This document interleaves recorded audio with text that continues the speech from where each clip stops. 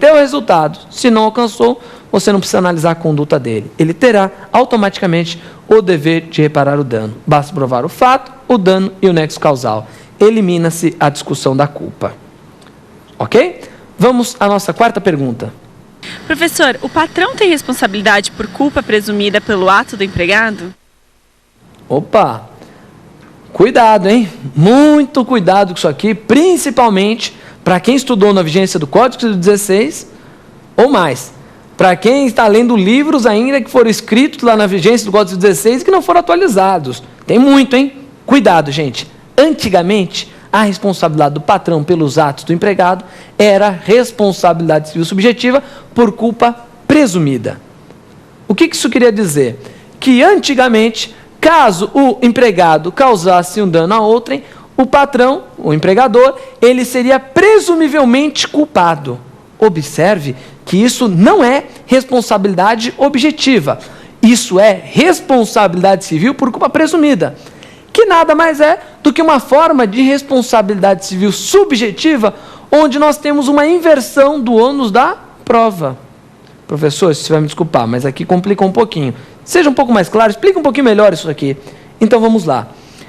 Na responsabilidade civil subjetiva, nós vimos que a vítima vai entrar com a ação, então a ação tem que provar o fato, o dano, o nexo causal e a culpa. Essa é a regra geral. A regra é a responsabilidade civil subjetiva, tem que provar o quê? Tem que provar os 4 elementos. Quando nós temos responsabilidade por culpa presumida, o que acontece? Nós não temos a eliminação da discussão culpa, como ocorre na responsabilidade objetiva, onde só se discute 3 elementos. O que nós temos é o quê? Nós temos uma inversão do ônus da prova com relação ao elemento culpa. Professor, não entendi. Olha só o que acontecia na vigência do Código Civil 16. Quando a vítima do evento danoso entrava com ação contra o patrão, ela tinha que provar o fato, o dano e o nexo causal. Ela tinha que provar a culpa do patrão em ter escolhido mal, por exemplo, o seu empregado, ter pego uma pessoa, por exemplo, que não tinha, sei lá, carteira de motorista, carteira de habilitação para dirigir o veículo. Não.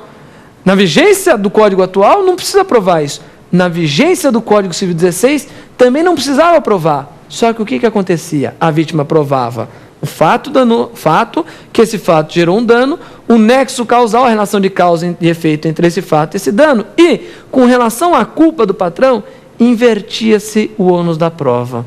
O que significa? Significa que na vigência do Código Civil 16, o patrão poderia provar que não teve culpa. É a mesma coisa que acontecia com relação aos pais pelos atos dos filhos menores. Na vigência do Código Civil 16, os pais tinham culpa presumida pelos atos dos filhos menores, ou seja, pelos danos que os filhos menores causassem. E na vigência do Código Civil atual? Na vigência do Código Civil atual, não mais. Os pais eles têm responsabilidade objetiva. Isso quer dizer que não adianta nem o patrão, nem os pais provaram que fizeram tudo o que o pai diligente poderia ter feito. Olha o exemplo do pai. O filho pegava o carro escondido, ia lá e batia o automóvel, o pai entrava, causava dano a alguém. Na hora que o pai era processado, ele falava: excelência, olha só, eu deixei meu veículo trancado dentro de casa, o portão com cadeado, a chave lá dentro do meu quarto, meu filho arrombou meu quarto, arrombou um portão, saiu correndo com o automóvel, eu saí correndo atrás dele, não consegui alcançá-lo, eu mesmo acionei a polícia militar, chamei meus vizinhos, saí atrás, quando eu localizei, ele já tinha causado dano. Veja, esse pai provou o quê? Que fez tudo o que um pai diligente poderia ter feito. Provava que não tinha culpa. Na vigência do Código Civil 16, o juiz ia lá e podia passar a mão na cabeça do pai e falar: olha, realmente, eu não teria feito melhor. O senhor fez tudo o que o pai diligente, como médico, poderia ter feito. A responsabilidade era excluída. Na vigência do Código Civil 2002, muito cuidado na tua prova. Todas essas hipóteses de responsabilidade civil extracontratual que estavam presentes lá no Código Civil 16 passaram a ser hipóteses de responsabilidade objetiva. O patrão tem responsabilidade objetiva pelo ato do empregado. O pai tem responsabilidade objetiva pelo ato de seus... Os pais têm responsabilidade objetiva pelos atos de seus filhos menores. Vamos à última pergunta. Professor, no Código de Defesa do Consumidor, tem diferença entre responsabilidade contratual e a responsabilidade extracontratual? Olha só que interessante. Ao contrário do Código Civil, o Código de Defesa do Consumidor, ele não faz a distinção entre responsabilidade contratual e nem coerção contratual. No Código Civil nosso, nós temos sim essa divisão. Se você observar, a responsabilidade contratual, ela é regulada nos artigos 389 e seguintes do Código Civil.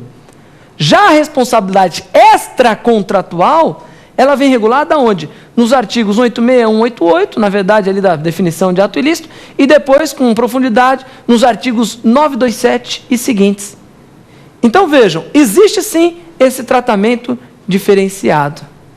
E no CDC?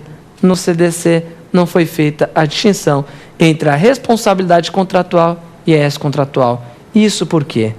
Porque mesmo que a pessoa não participe da relação de consumo, mesmo que a pessoa não participe do contrato que foi celebrado com a empresa, com a pessoa, fornecedor de produtos ou prestador de serviço, se essa pessoa sofreu dano em razão de uma prestação de serviço ou de um produto fornecido, vejam, essa pessoa é uma vítima do evento de consumo. Mesmo não tendo contrato, ela é equiparada pelo Código de Defesa do Consumidor ao quê? A um consumidor. Portanto, o CDC não distinguiu a responsabilidade contratual da extracontratual. Não importa se você participou efetivamente da relação de consumo ou se você foi apenas uma vítima do evento de consumo. A responsabilidade é tratada de forma uniforme. É o que nós chamamos de consumidores bystander. São os consumidores que são vítimas de evento de consumo. Consumidores por equiparação. Vamos lá? Próximo bloco, X da questão, analisaremos duas questões que foram exigidas em exames anteriores. Vamos lá?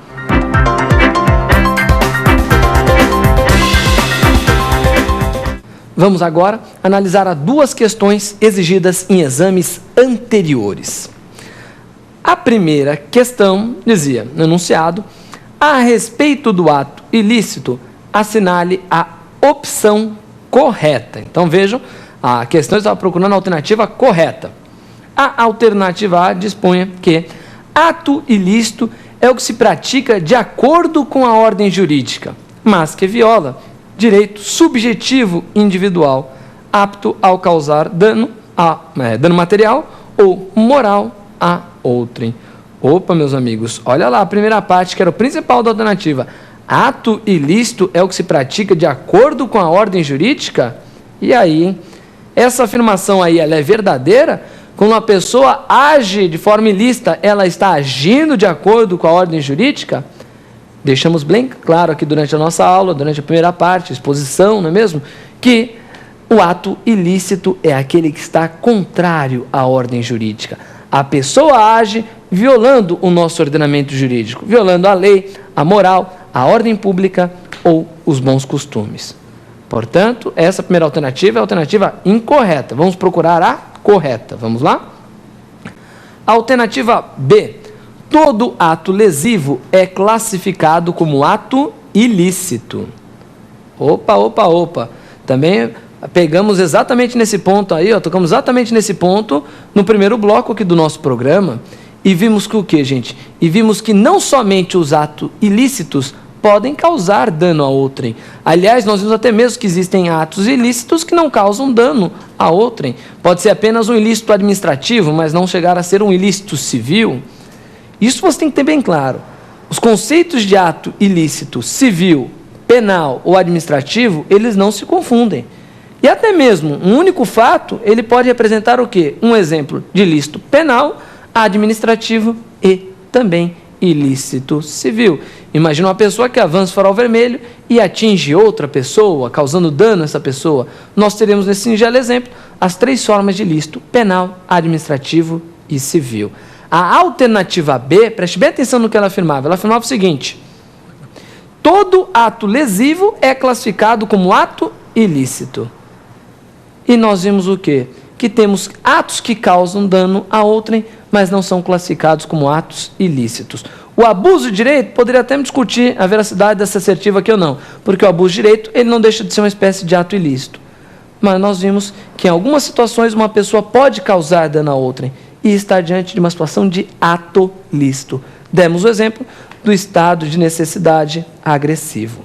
ok? Então, portanto, a alternativa bola também está equivocada. Vamos à próxima. Alternativa C. Na seara da culpa extra